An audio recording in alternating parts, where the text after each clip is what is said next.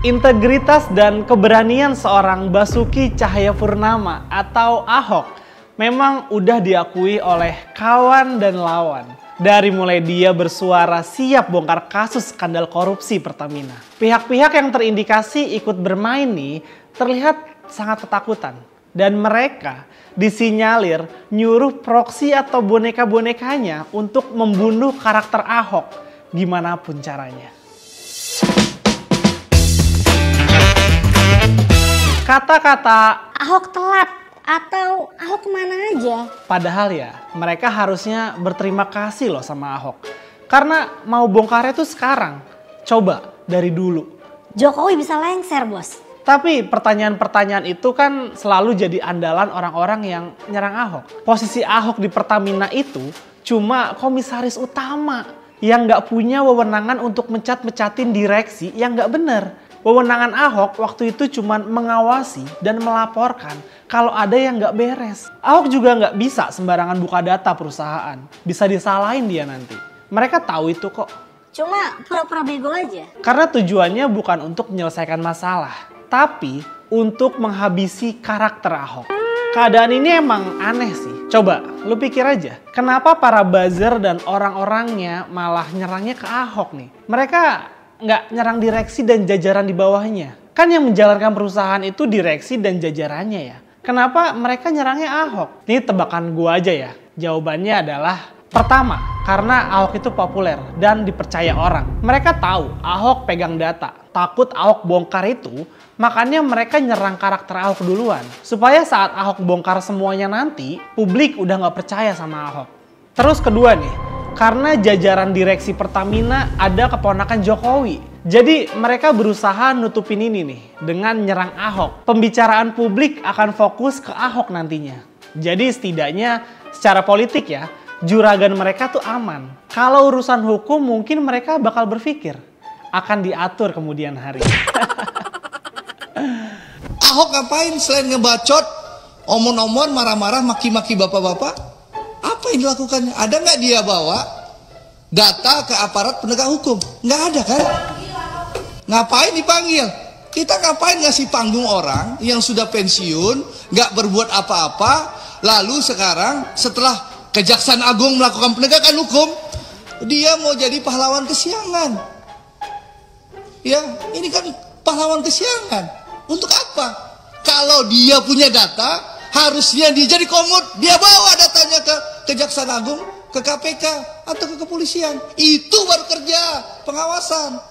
Kalau sekarang setelah Jaksa Agung di era Prabowo melakukan penangkapan, lalu dia ngebacot. Oh, kalau saya bisa, saya punya data. Lu ngapain aja lu bro selama ini gitu loh. Itu adalah perkataan Andre Rosiade, anggota DPR RI Komisi 6 dari Partai Gerindra. Apa yang dia bilang itu, video itu viral beberapa hari lalu. Tapi apa yang dia bilang itu mirip-mirip lah sama apa yang dibilang buzzer Jokowi. Dan orang-orang lain yang nyerang Ahok. Cuma dari pernyataan Andre Rosiade ini buat gua sih makin menegaskan ya. Kalau upaya orkestrasi pembunuhan karakter Ahok itu memang ada loh. Kita bisa lihat dan dengar sendiri kan. Andre Rosiade dengan lantangnya nyerang Ahok. Tapi waktu Teh Rike nyuruh panggil aja Ahok, dia malah bilang, ngapain kasih panggung untuk orang yang udah pensiun?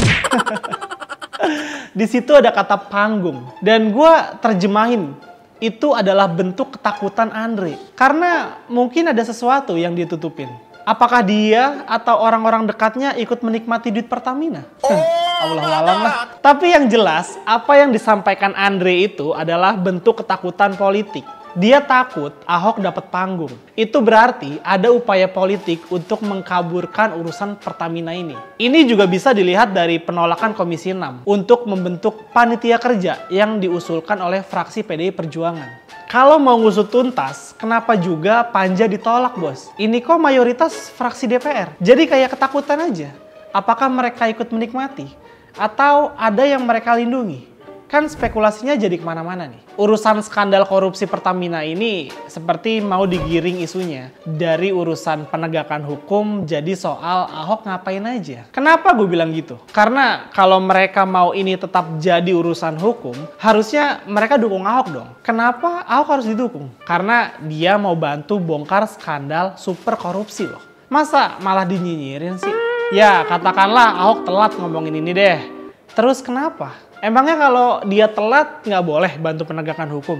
Emangnya kalau telat dia harus diem aja? Lihat duit negara digarong besar-besaran. Ada pepatah luar bilang, better late than never. Atau lebih baik telat daripada tidak sama sekali. Jadi walaupun dianggap telat, upaya dan niat baik Ahok harus tetap didukung loh. Karena ini bukan korupsi ecek-ecek bos. Hampir 1.000 triliun bos. Kita apresiasi Kejaksaan Agung udah nangkepin beberapa orang. Tapi keyakinan gua, mereka cuma jongos saja. Buat korup segede itu pasti melibatkan pejabat-pejabat yang posisinya jauh di atas mereka lah. Gue juga yakin pasti ada keterlibatan konglomerat di sana. Dan mereka lah sesungguhnya yang jadi raja-raja besarnya. Kalau yang udah ketangkap itu dianggap cuma raja kecil aja lah.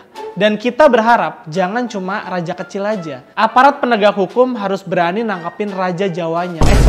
Maksudnya nangkepin raja-raja besarnya itu loh. Dan soal panggung politik, harusnya Andre nggak usah takut lah. Karena menurut gua panggung politik akan tetap milik Presiden Prabowo. Kalau kasus hukumnya bisa tuntas sampai ke pemain utamanya, gue yakin kok semua kredit positif pasti buat Pak Prabowo. Karena dia akan dianggap sebagai presiden yang bisa berantas korupsi yang besar loh. Ya walaupun kena orang-orang terdekatnya sih.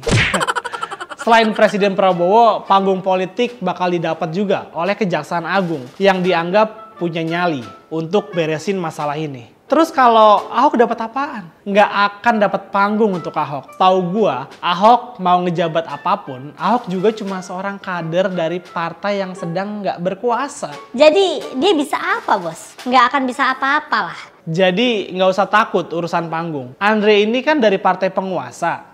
Presiden sekarang ketua umum partainya. Komisaris utamanya dan direktur utamanya juga teman separtainya. Jadi nggak usah takut lah buat urusan panggung ini bos. Ibaratnya kelompok lo itu sekarang lagi jadi panitia acara. Kalianlah yang sekarang mengendalikan panggung. Kalau ada pengisi acara yang naik panggung terus kalian nggak setuju, ya tinggal suruh turun aja. Kalau nggak mau turun, ya diturunkan paksa dari panggung itu. Ya, walaupun ternyata penonton suka dengan pengisi acara itu, mereka bisa apa kalau panitia udah suruh turun? Bener nggak? Ya palingan cuman sebatas sorak-sorai aja. Lama-lama juga capek sendiri kok. Dan move on lah ke acara selanjutnya. Gitu loh bosku.